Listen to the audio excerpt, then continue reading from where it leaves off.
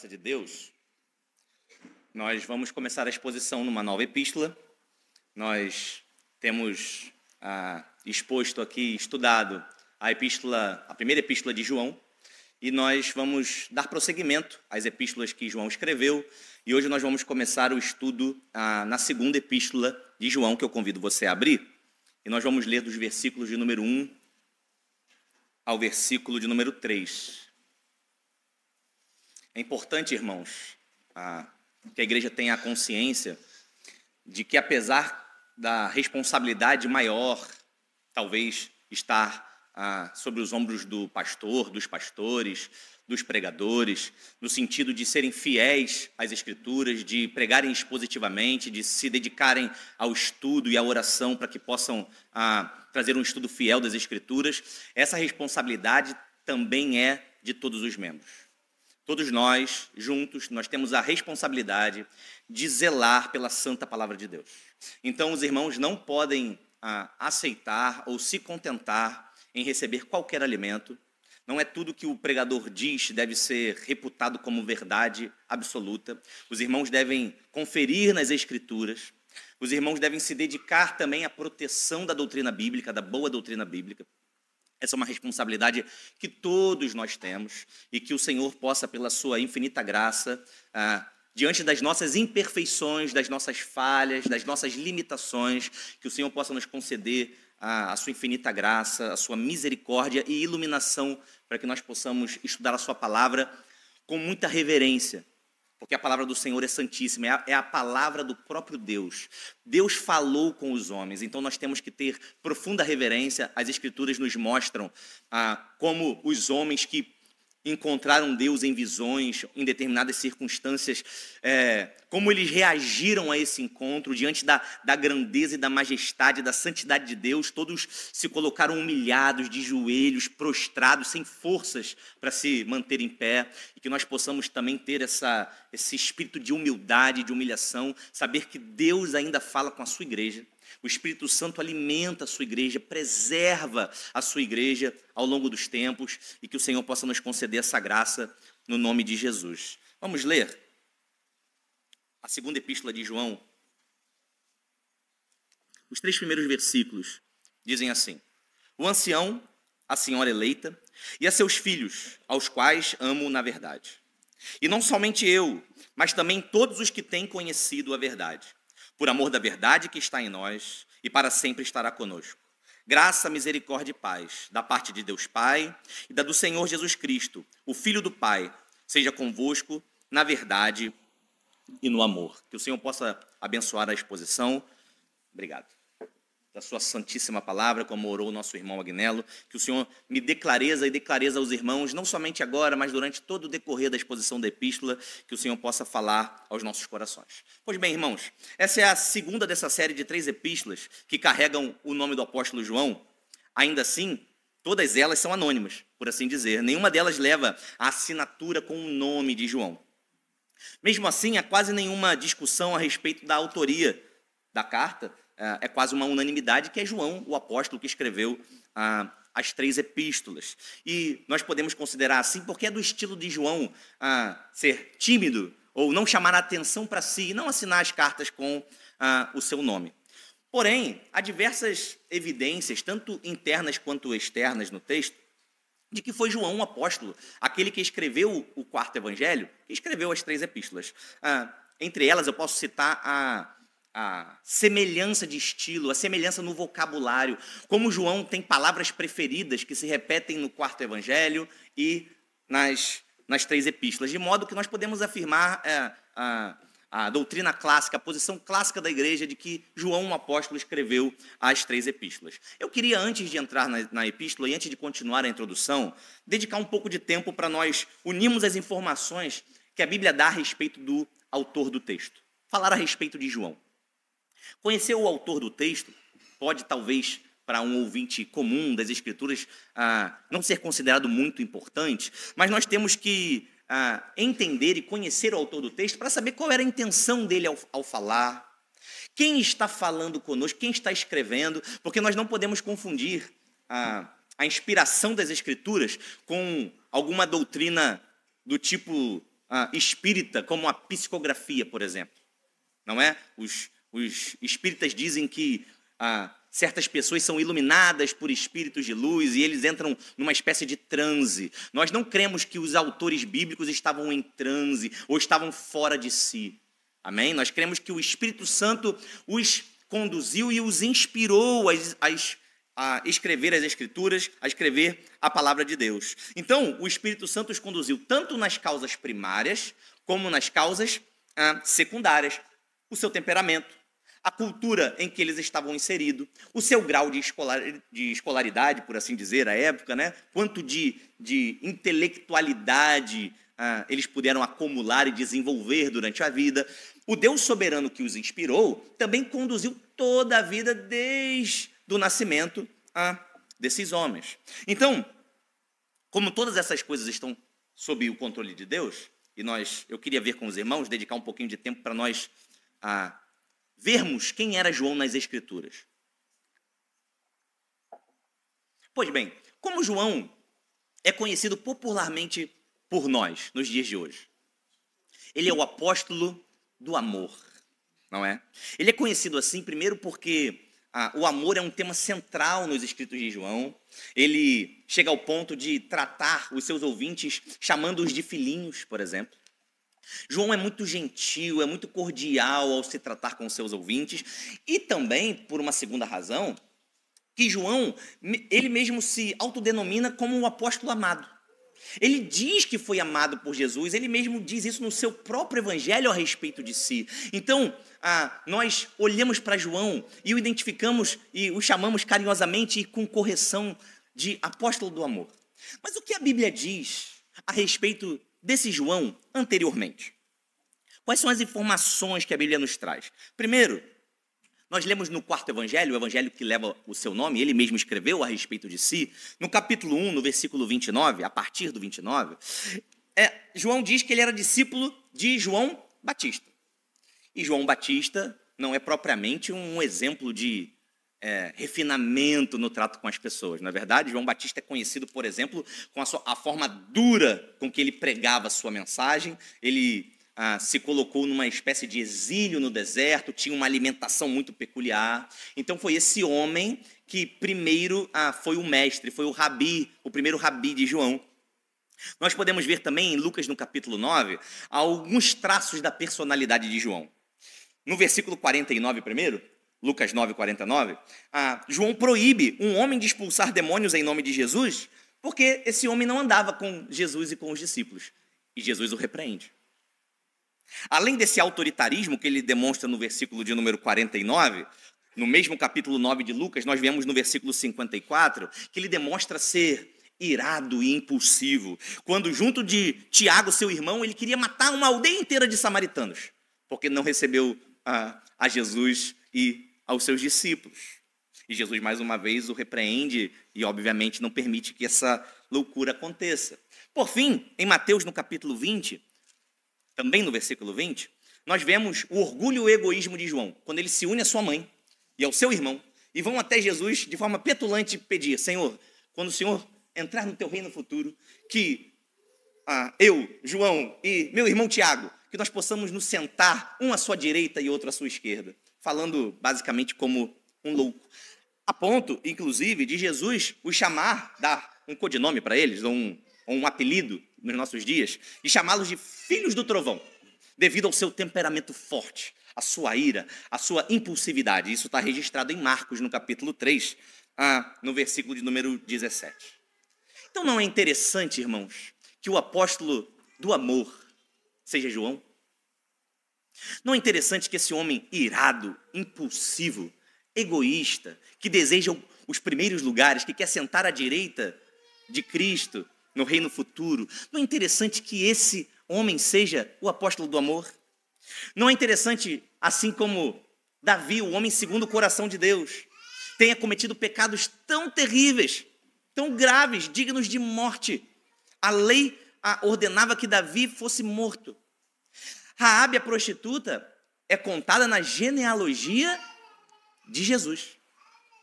Paulo, o maior pregador da nossa fé, do cristianismo, antes perseguiu tão ferrenhamente a igreja de Cristo, a ponto de ter consentido na morte de Estevão. Então, irmãos, essas informações a respeito do autor do texto, a respeito de João, elas nos lembram quem nós somos, qual é a nossa natureza, em contraste com a graça infinita de Deus e o poder transformador do Espírito Santo. E a sua obra é nos fazer semelhantes a Cristo. João, aquele filho do trovão, aquele homem tão irado, termina a sua vida sendo conhecido como o apóstolo do amor. E esse é o testemunho que nós temos que dar a ele. Nem sempre o amor e o tratamento gentil foram a pauta central na vida de João, não é? Até, como ele mesmo diz, que Cristo o amou. Até que Cristo o amou. Então, a partir daí, a partir de sentir-se amado por Cristo, ele progressivamente foi sendo liberto das amarras do seu mau temperamento, foi sendo liberto das amarras dos seus pecados. A sua personalidade foi sendo moldada pelo Espírito Santo, segundo a vontade de Deus. E essa também, irmãos, é a obra do Espírito Santo em nós. Aquela síndrome de Gabriela, que eu nasci assim e vou morrer assim, isso não é cristão. Nós nascemos, de fato, perdidos no lamaçal do pecado. Nossas personalidades estão distorcidas à vista de Deus. Nós somos maus e depravados.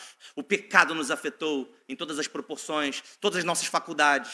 Mas Deus, pela sua graça, pelo poder do Espírito Santo, Ele mesmo se compromete. Ele tem uma obra que Ele prometeu que fará em nós. Essa obra é do Espírito Santo. João não mudou a sua personalidade. Ele foi mudado na sua personalidade. Ele nem mesmo se dedicou a mudar a sua personalidade, ele não teria poder para fazê-lo. É o Espírito Santo operando em João, a partir do momento em que ele se viu amado por Cristo, que o faz progressivamente ser liberto das amarras da sua má personalidade, do seu pecado. Que nós possamos, irmãos, orar para que o Senhor nos edifique dessa maneira e não nos escondamos atrás da nossa personalidade forte, ou da cultura em que fomos criados, ou de um lar desestruturado que talvez tivemos. Que nós saibamos que assim como Deus transformou João, Deus tem comprometimento em nos transformar. Prosseguindo, continuando, 2ª e 3ª João são as epístolas mais curtas do Novo Testamento. Cada uma delas caberia numa única folha de papiro. Nós encontramos essa informação na 3ª epístola de João, no versículo 13. Inclusive, elas não são divididas por capítulos, não é? Ambas só têm um único capítulo, nós as dividimos em versículos. Alguns sugerem, inclusive, por serem tão pequenas, que 2ª João é apenas um apêndice, por assim dizer, da 1ª epístola. Mas se a 1ª epístola foi escrita por João para dar segurança da salvação para aqueles que creem em Jesus, a 2ª ela é uma defesa da verdade, que é Cristo. É uma defesa de que o amor e a verdade devem necessariamente andar juntos. A verdade não pode ser negociada ou colocada em segundo plano em nome de um suposto amor. Nós vamos ver isso mais adiante, não vou me aprofundar no tema da epístola ou na razão da epístola. Por fim, na nossa introdução à 2ª epístola, nós vamos falar de 2 assuntos em um de forma bem breve. O contexto em que a carta foi escrita e a sua datação. Talvez pareça desnecessário ouvir a respeito da datação de determinados textos bíblicos, mas no caso dos escritos de João, você vai ver daqui a pouco que é uma informação importante que nós temos que ter.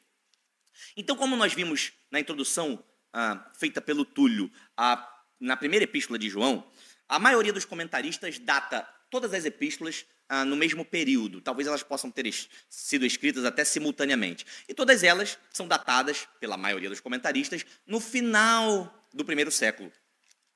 Talvez por volta do ano 90. Principalmente, ou possivelmente, uma das razões, é porque o gnosticismo que é atacado por João, que havia entrado através de falsos mestres na igreja a quem João escreve, ele ganha força mesmo no 2º século. Não existem escritos gnósticos anteriores ao final do 1º século. Mas nós conhecemos, inclusive nas escrituras, e nós vamos ler um dos textos de Paulo, que havia um embrião do gnosticismo chamado docetismo, e esse sabidamente existia e estava tentando contaminar o cristianismo em meados do primeiro século. Antes de nós lermos 1 Coríntios, capítulo 15, versículo 4, de forma bem breve, o docetismo é isso que João combate nessa segunda epístola que nós lemos, no versículo 7. Ele diz assim: porque já muitos enganadores entraram no mundo, os quais não confessam que Jesus Cristo veio em carne.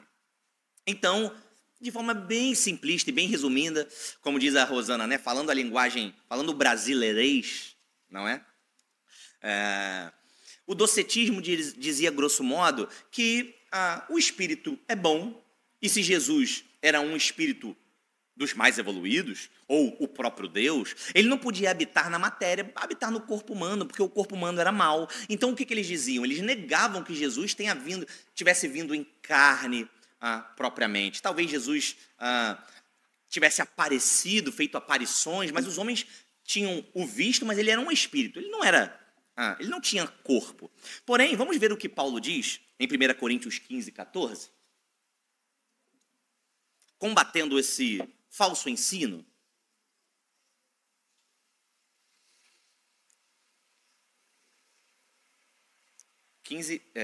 Versículo 4. Diz assim: e que foi sepultado.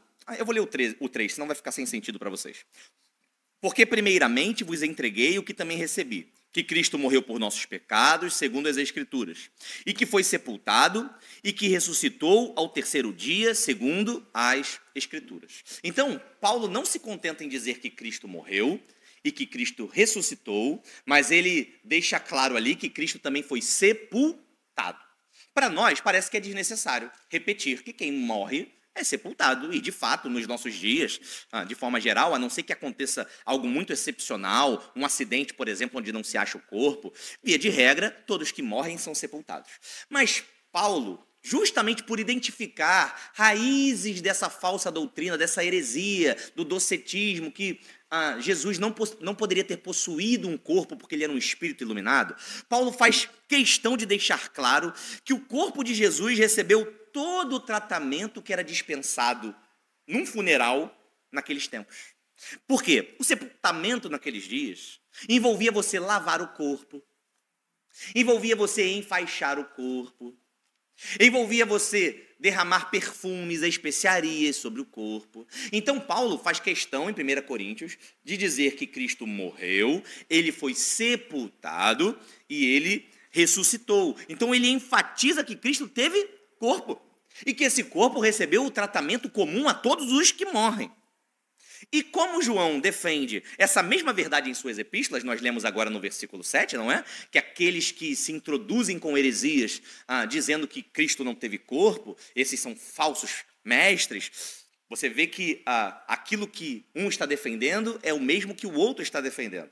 E 1 Coríntios foi escrita em meados do primeiro século, no ano provavelmente por volta do ano 55 depois de Cristo. Então, nós não devemos aceitar obrigatoriamente a datação da segunda epístola de João, de todas as epístolas, no final do século, por volta do ano 90, por causa dessa razão.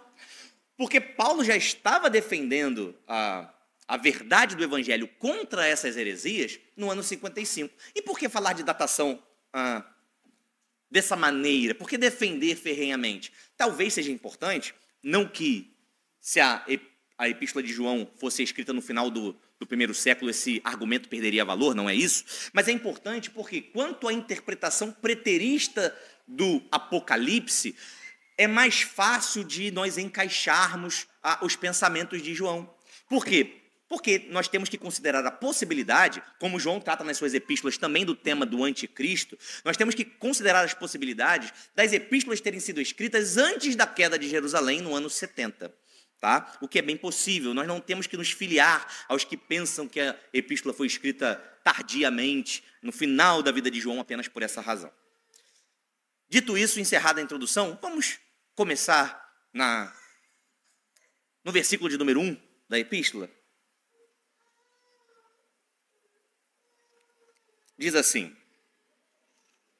o ancião, a senhora eleita e a seus filhos, aos quais amo na verdade. Então, João define o seu destinatário ou a sua destinatária como a senhora eleita. Ele não coloca o nome propriamente de quem ele se refere, a quem ele está escrevendo, a quem ele se refere.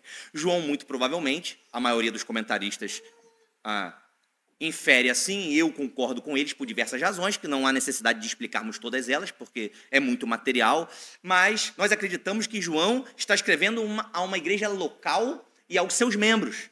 Essa igreja ele chama de senhora eleita. Algumas outras possibilidades, por exemplo, John MacArthur diz e acredita que João está escrevendo, sendo literal, ele está escrevendo para uma mulher e para os seus filhos. Mas João chamando o seu destinatário de senhora eleita, e se nós compreendermos dessa maneira, como é muito provável que fosse uma igreja local, talvez co-irmã à igreja de Éfeso, onde João era o bispo da igreja, era o presbítero da igreja, nós temos que perceber algumas informações no nome em que João dá ao seu destinatário.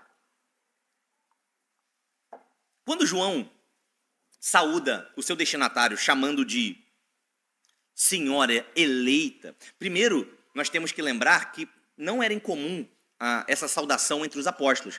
Paulo saudou assim a igreja dos Efésios e aos Tessalonicenses nas duas epístolas. O apóstolo Pedro também se dirigiu assim aos seus ouvintes no capítulo 1, no versículo 2. E essa informação é importante para nós definirmos o que é igreja. Igreja, nós falamos isso aqui na quinta-feira, na aula que nós estamos trazendo. Igreja não é sinônimo do lugar em que nós nos reunimos para cultuar. Essa é uma definição correta para a palavra, porém ela é uma definição secundária. Então, a igreja, na definição bíblica, é o corpo de pessoas que professam Jesus Cristo como Senhor, que tem um compromisso com Ele e que tem um compromisso umas com as outras, independente de onde elas se unem para cultuar. Então, nós podemos nos lembrar, por exemplo, que na época da Nova Inglaterra puritana, o edifício onde eles se reuniam era chamado de casa de reuniões. Quem passava por fora assim e via o lugar onde eles se reuniam, via apenas uma grande casa. Uma casa com um bom tamanho, onde pudesse reunir os fiéis, mas não tinha propriamente uma estrutura de igreja e nem era assim chamada. Era chamado de casa de reuniões. Quando João chama a igreja a quem ele escreve de senhora eleita, o que João está dizendo e se referindo é que antes da fundação do mundo, Deus elegeu um povo e o deu a Cristo.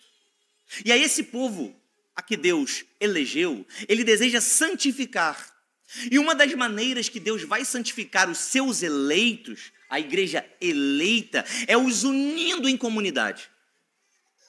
É fazendo com que a comunhão desses eleitos sirva para edificação dos mesmos. Então, veja, isso é importante. A igreja é eleita. Não é que nós escolhemos fazer parte da igreja. Não é que nós consideramos as possibilidades, nós olhamos as opções e sugerimos ou pensamos, decidimos que a melhor hipótese era vir para a igreja. Afinal, o mundo está muito mal. É muito perigoso criar um filho fora da igreja. A moralidade do mundo é muito baixa. Prefiro ter meu filho na igreja do que indo ao baile. Você já deve ter ouvido isso. Mas a igreja é eleita. Não é que nós escolhemos fazer parte da igreja. É que Cristo nos elegeu nele. É que Deus elegeu um povo e o deu a Cristo. A igreja pertence a Cristo. Ela foi eleita para Cristo. Cristo é o herdeiro dessa união de eleitos. Nenhum homem por si pode decidir e escolher se unir à igreja. Nós somos inimigos de Deus por natureza. Então você não está aqui porque você considerou as opções. Você não está aqui por nenhum mérito seu. Porque você sabiamente fez uma escolha, tomou uma decisão diferente daquela pessoa que talvez hoje não esteja entre nós e nunca estará. É porque Deus elegeu alguns e os deu a Cristo. Cristo é o herdeiro da igreja. Então perceba que nós não podemos desassociar o evangelho da igreja. Nós não podemos desassociar a obra de Cristo da igreja. Você já deve ter ouvido muito, no mundo isso é muito comum, algumas pessoas dizerem assim: olha, eu amo a obra redentora de Cristo.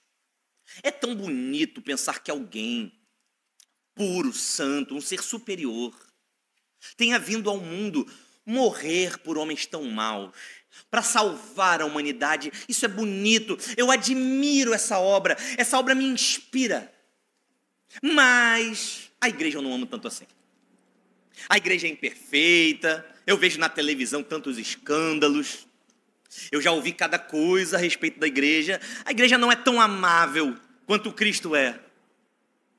Então as pessoas tentam desassociar o seu amor por Cristo, como se fosse possível amar a Cristo e não amar a sua igreja, que é a herança dele, que é o seu corpo, que é a sua noiva. Nós podemos ver, por exemplo, o que Paulo disse aos Efésios, no capítulo 5, naquele texto tão conhecido, dos versículos 25 a 27. Diz assim: vós, maridos, amai vossas mulheres, como também Cristo amou a igreja. Não um indivíduo somente. É claro que ele nos amou individualmente. Mas Cristo se entregou, ele amou a igreja. A si mesmo se entregou por ela, versículo 26. Para quê? Para a santificar, purificando-a com a lavagem de água pela palavra. Para apresentar a si mesmo, igreja gloriosa, sem mácula, nem ruga, nem coisa semelhante, mas santa e irrepreensível. Então você vê, a obra redentora de Cristo foi por amor à igreja. Então você não pode fazer essas duas afirmações. Você não pode dizer que ama a obra redentora de Cristo e não amar a igreja. São contradições em si mesmo. A igreja é a herança que o Pai prometeu ao Filho. O Pai prometeu ao Filho uma criação redimida. Ele prometeu redimir a criação e entregar como herança ao Filho. E o Filho, pelo seu próprio sangue, fez essa obra. E o Espírito Santo nos convence do pecado, do juízo e da justiça e nos une num corpo, não num templo. Se essa igreja aqui se reunia talvez na casa de uma mulher, como é uma das teorias, e talvez João esteja escrevendo para a dona da casa onde a igreja se reúne, não importa. Não importa onde nós vamos nos reunir. É irrelevante se a igreja tem uma bela arquitetura ou não, se o som é bom ou não, se você concorda ou acha que deveria ter certas atividades ou não. O que importa é que Deus elegeu alguns homens para andar juntos, para ser igreja. Não é possível amar a Cristo e não amar a sua igreja. Nós vemos essa afirmação feita por João, no versículo 1. Olha como ele continua o texto que nós lemos. No próprio versículo 1 ele diz: o ancião, a igreja eleita, a senhora eleita, e aos seus filhos, aos membros da igreja, aos quais o quê? Amo. Aos quais amo. João está falando, eu amo a igreja. E ele diz mais, depois da vírgula: e não somente eu, mas também todos os que têm conhecido a verdade. Quem conhece a verdade, ama a igreja. A verdade é Cristo. Quem não ama a igreja, não conhece a verdade. Quem disse é João. Pode haver pessoas que dizem que amam a Cristo e não amam a igreja. Elas não conhecem a Cristo. Elas não conhecem a verdade. Todos, olha o que João diz, todos os que conhecem a verdade também amam a senhora eleita. Também amam a igreja. Mark Dever, no seu livro As 9 Marcas de uma Igreja Saudável, ele diz assim, ser membro de uma igreja é a confirmação corporativa, é o testemunho do corpo da salvação de uma pessoa. É o corpo de eleitos dando testemunho a respeito de que alguém foi salvo. Como eu posso dizer quando um membro morre e vai para Cristo, como eu posso dizer que ele foi salvo? Como no sepultamento nós dizemos, o irmão está com Cristo? Porque a igreja, o coletivo dos eleitos, dá esse testemunho a respeito das boas obras daquela pessoa. Como nós dizemos que Spurgeon foi salvo? Como nós dizemos que Davi foi salvo? Ainda que a concepção de igreja era totalmente diferente, não vamos entrar nesse ponto. Como nós dizemos que os eleitos são salvos? É pelo próprio testemunho? O próprio Cristo disse, olha, eu não dou testemunho de mim mesmo. O meu testemunho, ele é válido pela sua lei, porque eu dou testemunho junto com o Pai. O testemunho de duas pessoas é aceito na lei de vocês, Jesus disse para os judeus. Então o testemunho seu para consigo mesmo não tem valor. Ele é inócuo, ele é inútil. O testemunho da coletividade de crentes, de eleitos reunidos, é esse testemunho que valida a nossa salvação. Irmãos, por fim, para terminar, se a igreja é um edifício, o tijolo não são essas paredes, somos nós. Se a igreja é o corpo, nós somos os seus membros. Se a igreja é a família da fé, nós somos os filhos da fé. As ovelhas estão necessariamente em um rebanho. Os galhos estão necessariamente em uma videira. Do ponto de vista, irmãos, das Escrituras, ser crente é ser membro de uma igreja e amar a igreja. Que Deus vos abençoe. Vamos nos colocar de pé.